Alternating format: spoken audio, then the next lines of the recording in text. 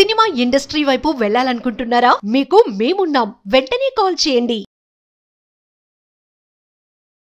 Hi viewers, India's largest digital media network Suman టీవీకి స్వాగతం. ప్రస్తుతం మనతో ఉన్నారు motivational speaker and language trainer Vijaya Bangaru. Already Mamata Banerjee రాజీనామా చేయాలని ఫిక్స్ అయిపోయింది కాబట్టి నెక్స్ట్ సీఎం ఎవరు అనే కన్ఫ్యూజన్లో కూడా చాలా మంది ఉన్నారు. సో దాని గురించి ఒక్కసారి అమ్మతో డిస్కషన్ చేద్దాం. అమ్మ నమస్తే. నమస్తే. ఇంకా ఎక్కడ బయట పడతాయో, ఎందుకు వచ్చిన గోళ, రాజీనామా చేస్తే ఓ సింపతితో వెళ్ళిపోదామని అనుకుంటున్నారో ఏమో దేవుడికి ఎరుక. అయితే డాక్టర్లు సుప్రీంకోర్టు ఆల్రెడీ సూచనలు ఇచ్చింది కాబట్టి వాళ్ళు అడగడంలో తప్పు లేదు. లైవ్ టెలికాస్ట్కి వచ్చిన ప్రాబ్లం ఏంది? ఆ ఒక్క మాటతో ఆవిడ బయటకు వస్తాను రాజీనామా అనడం ఏంటమ్మా? అంటే ఇంతకుముందు రెండు సార్లు కూడా వీళ్ళని చర్చలకు పిలిచారండి, డాక్టర్స్ అందరినీ. ఈవిడి పిలిచినప్పుడు వాళ్ళు అసలు కేర్ చేయలేదు. సో నిన్న ఈవినింగ్ 5:30కి ప్రిన్సిపల్ సెక్రటరీ ద్వారా మళ్ళీ కబురు పంపించారు. అంటే డాక్టర్స్ అసోసియేషన్ వాళ్ళకు ఇవాళ మాట్లాడదామని చెప్పేసి. సరే, ఆవిడ అందరికంటే ముందే అంటే ఏం మాట్లాడతాం అంటే ఈ చర్చల గురించి, అసలు ఏం కావాలి, మీ డిమాండ్స్ ఏంటి, అసలు మేమేం ప్రభుత్వం తరఫున మీకేం చేయాలి అంటే యాజ్ ఇఫ్ ఆమెకి ఏం తెలియనట్టు, అసలు సమ్మె ఎందుకు చేస్తున్నారో తెలియనట్టు, వీళ్ళు నిరసన ఎందుకు వ్యక్తం చేస్తున్నారో తెలియనట్టుగా. సో మనం మాట్లాడుకుందాం అని చెప్పేసి పిలిచారనమాట. ఆవిడ పిలిచినప్పుడు అంతకంటే ముందే, అంటే వాళ్ళు రాకముందే ఈవిడితో పాటు ఒక 2 అఫీషియల్స్ వచ్చి కూర్చున్నారు. దాదాపు 2.5 గంటల సేపు ఆవిడ వెయిట్ చేశారండి. She was all alone. కానీ వాళ్ళు ఎవరు రాలేదు. ఎందుకు రాలేదు అంటే గేట్ దగ్గర వరకు వచ్చారు వాళ్ళు ఎందుకు రాలేదంటే ఆవిడ ఏం చెప్పారంటే, మీ డాక్టర్స్లో నేను కొంతమందిని సెలెక్ట్ చేస్తాను, ఒక 10-15 మందిని, వాళ్ళు మాత్రమే లోపలికి రండి అని చెప్పారు. వాళ్ళు చెప్పారు అలా కాదు, మేమే వస్తాం, అంటే మాలో మేము డిస్కస్ చేసుకొని ఎవరు రావాలో మేము డిసైడ్ చేసుకొని మేము దాదాపు 30 మంది దాకా, 25 నుంచి 30 మంది దాకా మేము లోపలికి వస్తామని చెప్పారు.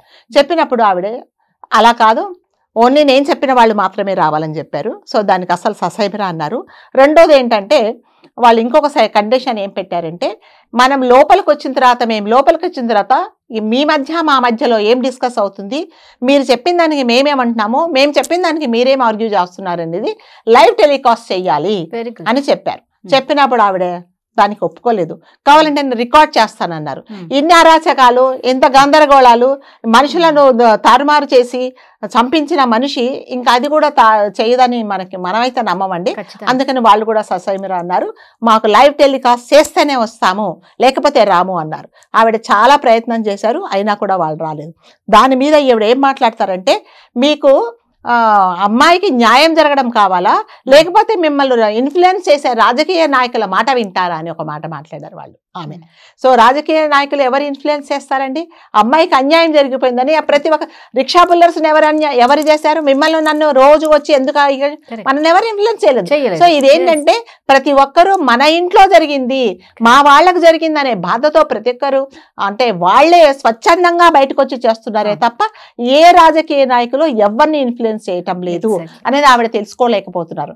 సో మీ వెనక ఎవరో ఉన్నారు, వాళ్ళు ఇన్ఫ్లుయెన్స్ చేస్తున్నారు కాబట్టే మీరు చర్చలకు రావటం లేదు, నేనైతే సిద్ధంగా ఉన్నాను అన్నారు.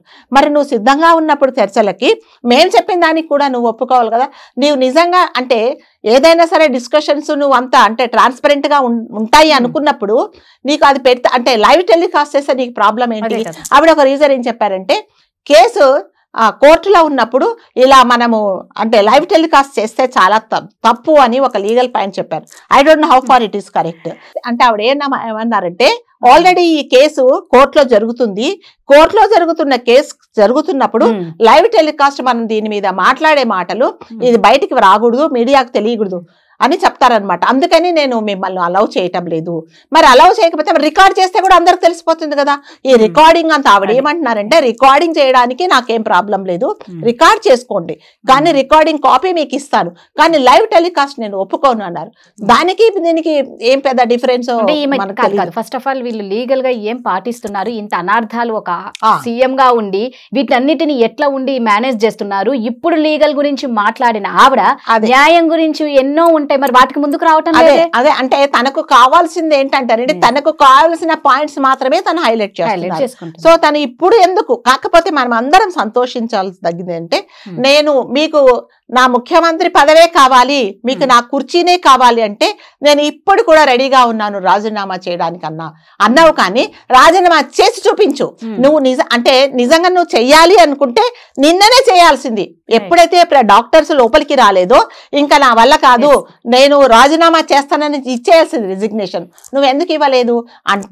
పైగా ఏమని అంటారంటే ఆవిడ, మిమ్మల్ని ఇన్ఫ్లుయెన్స్ చేసేవాళ్ళు నా పదవి పోవాలనే చూస్తున్నారు అని అంటున్నారే తప్ప నీ పదవి ఎట్లాగా పీకేస్తారని, కూకటి వేలతో సహా నిన్ను పెకిలించి కింద పాడేస్తారని నీకు తెలియట్లేదు. తప్పకుండా జరిగేదైతే అదండి. ఎందుకంటే ఈ తృణమూల్ కాంగ్రెస్ పార్టీలో పనిచేసే, నేను ఇంతకుముందు చెప్పాను, ఒక ఎంపీనే నీ పరిపాలన నాకు నచ్చట్లేదు, నీ యాటిట్యూడ్ నచ్చట్లేదు, నీ ప్రభుత్వం అసలు ఎవరికి సరిగ్గా పని చేయట్లేదని ఆయన రిజైన్ చేశాడు. అట్లాగే నిన్న గవర్నర్ గారు సివి ఆనంద్ బోస్ ఆయన ఏమన్నారంటే, మమతా బెనర్జీ గారు పార్టిసిపేట్ చేసే అంటే ఆమె ఏ మీటింగ్స్ కూడా నేను అఫిషియల్ గా అటెండ్ అవ్వను అని చెప్పారు ఒక గవర్నర్. అట్లాగే ఏం చెప్పారంటే, బాధితురాలి కుటుంబానికి నేను తప్పకుండా అండగా ఉంటాను, సమ్మె చేసే డాక్టర్లకు ప్లస్ ఈ పశ్చిమ బెంగాల్ ప్రజలందరికీ నేను సపోర్ట్ చేస్తున్నానని చెప్పారు ఒక గవర్నర్ గా చెప్పారు. జనరల్ గా గవర్నర్స్ అట్లాంటి స్టేట్మెంట్ ఇవ్వరు. అక్కడే తెలిసింది నువ్వు ఎంత ఇదో. సో నిజంగా నువ్వు అంత సిన్సియర్ అయితే, ఎప్పుడైతే నీ అంటే హోమ్ మినిస్టర్ నువ్వే, ప్రభుత్వం నీదే, పోలీసు వాళ్ళందరూ నీవే, న్యాయ వ్యవస్థ కూడా నీదే. ఇందులో మీరు ప్రధాన పాత్రుడైన మేనల్లుడు ఉన్నాడు. సో అట్లాంటప్పుడు న్యాయ వ్యవస్థ అంటే నీకు ఎందుకు భయం లేదంటే, తిమ్మిని పంపిణీ చేసే కపిల్ సిబాల్ లాంటి ఒక లాయర్ ను కొన్ని కోట్లు పోసి కొనుక్కున్నావు కాబట్టి నీకు అట్లాంటి ఆ కేసులో నీకు ఎట్లాగా ఉండవు, నేను ఇరుక్కోనని తెలుసు. రెండోది ఏంటంటే, ప్రభుత్వం అంటే ఎందుకు భయం లేదంటే, ప్రభుత్వం నీదే, నీ చేతిలో ఉంది. సో దానికి భయం లేదు. ఇంకా మూడో దానికి దేనికి భయం లేదు? ప్రజలంటే ఎందుకు భయం లేదంటే, నిన్ను భరిస్తున్నారు, ప్రతిసారి నిన్ను ఎన్నుకుంటున్నారు కాబట్టి భయం లేదు. ఇప్పుడు ఎందుకు భయం వచ్చింది అంటే, ప్రజలందరూ వెనక్కు తిరిగారు, నువ్వు చేసే అరాచకాలు బయటకు వచ్చాయి, అందుకని చెప్పేసి నీకు భయం లేదు. అందుకని ఇప్పుడు మెట్టు దిగి ఏమంటున్నావు అంటే, మీరు కావాలంటే నేను రాజీనామా చేస్తాను అన్నావు. రాజీనామా ఎప్పుడు చేయాల్సింది? ఎప్పుడైతే పోలీసు వ్యవస్థ సరిగ్గా పనిచేయటం లేదని సిబిఐ వాళ్ళకి ఎప్పుడైతే కేసు అప్పగించారో అప్పుడే యు ఆర్ ఇన్ఎఫిషియెంట్ అని, నీ గవర్నమెంట్ ఇన్ఎఫిషియెంట్ అని, నువ్వు సరిగ్గా న్యాయం చేయలేకపోతున్నావు అని చెప్పేసి అప్పుడే నువ్వు రాజీనామా చేయాల్సింది. అది నీకు అంటే ఒక ప్రభుత్వము నీవు చేయలేవు, నీ పని ఇప్పుడు మీకు ఒక పని చెప్తారండి, మీరు చేయలేరండి, ఇలా ఇచ్చేయండి అంటే మీరు యువర్ ఇన్ఎఫిషియెంట్ ఓన్లీ.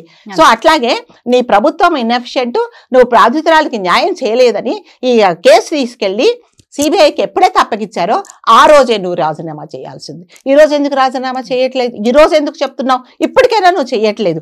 అయితే ఆవిడ ఏమంటారంటే, ఇంకా 2.5 గంటల సేపు వెయిట్ చేసి నన్ను మీరందరూ వెయిట్ చేయించారు. నువ్వు వెయిట్ చేస్తేనే నీకు అంత బాధ అయితే, నువ్వు మనుషులను కిరాతకంగా చంపేశావు కదా, మరి అందరి ఫ్యామిలీ లేదంటే. పైగా ఏమంటారంటే, నెల రోజులైంది సంఘటన జరిగి, మీరందరూ మర్చిపోయి దుర్గా పూజ కోసం దసరా వస్తుంది, మీరు పూజకు రెడీ అవ్వండి అండి.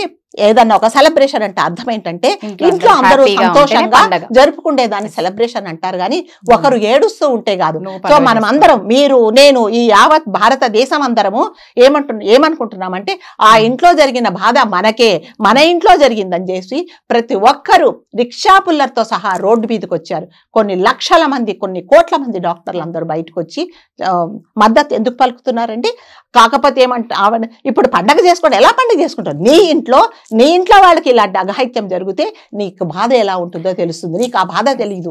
అయితే అయిన తర్వాత ఆవిడ ఏమన్నారంటే, ఈ మీటింగ్ అయిపోయిన తర్వాత నేను ఇంతసేపు వెయిట్ చేశాను కాబట్టి ప్రెస్ మీటింగ్ ఒకటి కండక్ట్ చేసి, కాకపోతే నేను ఒకటే తప్పు చేశాను, నా ప్రభుత్వంలో న్యాయం జరగడానికి లేట్ అయింది కాబట్టి ఇది నా తప్పే అని నన్ను అందరూ పశ్చిమ బెంగాల్ ప్రజలందరూ నన్ను క్షమించండి అని కోరుకున్నారనమాట.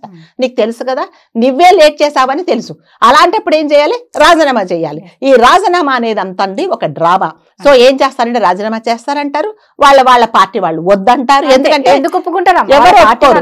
ఎందుకంటే నీ ముళ్ళ కిరీటం తీసుకెళ్లి నువ్వు కంపులేసే పనులన్నీ చేసి ఎవరినైనా పెట్టాలి అంటే ఎవరు భరించరండి. కాబట్టి ఎవరు లేరు ఆవిడ తీసుకోవడానికి. ఆవిడ అసలు వెళ్ళదు, ఆవిడ లాగి తరిమేస్తే తప్ప ఆమె సీఎం గా రాజీనామా చేయరండి. ఫస్ట్ ఆఫ్ ఆల్ మద్దతుగా ఇంతమంది కళ్ళకు కనిపిస్తే కనిపించని మద్దతు చాలా మంది చేస్తున్నారు. ప్రతి యూట్యూబ్ ఛానల్ మీరు ఓపెన్ చేస్తే వి వాంట్ జస్టిస్ అని కొన్ని లక్షల మంది వ్యూయర్స్ ఉన్నారు. అంటే అదంతా కనిపించే మద్దతు. వెస్ట్ బెంగాల్లో అవుట్ సైడ్ కి వచ్చేస్తే ఎంత మంది యూట్యూబ్ లో ఆ అమ్మాయి కోసం వి వాంట్ జస్టిస్ అని నిజంగా యావత్ భారతదేశం అంతా ఒక బిడ్డగా, తనింటి బిడ్డగా, తనింటి చెల్లిగా అలా అనుకునే వి వాంట్ జస్టిస్ అన్నారమ్మా. నిజంగా దుర్గామాత ఉన్నారు. దుర్గామాత కోపం చల్లారే వరకు, న్యాయం జరిగే వరకు ఈ పోరాటం ఆరాటం మనం కూడా దసరా తప్పకుండా జరుపుకుంటాం, దుర్గాష్టమి జరుపుకుంటాం. ఎప్పుడు న్యాయం జరిగిన రోజు మనం అందరం మనసారా జరుపుకుంటాం. అంతవరకు మనకు అందరికీ బాధేనండి. అమ్మాయికి న్యాయం జరగాలని మనం అందరం కోరుకుంటాం. అమ్మాయి ఆత్మ శాంతి చేకూరాలని, తల్లిదండ్రుల బాధిత కుటుంబానికి న్యాయం జరగాలి, వారికి శక్తిని అండదండల్ని ఇవ్వాలని కోరుకుంటాం. Thank you. నమస్తే.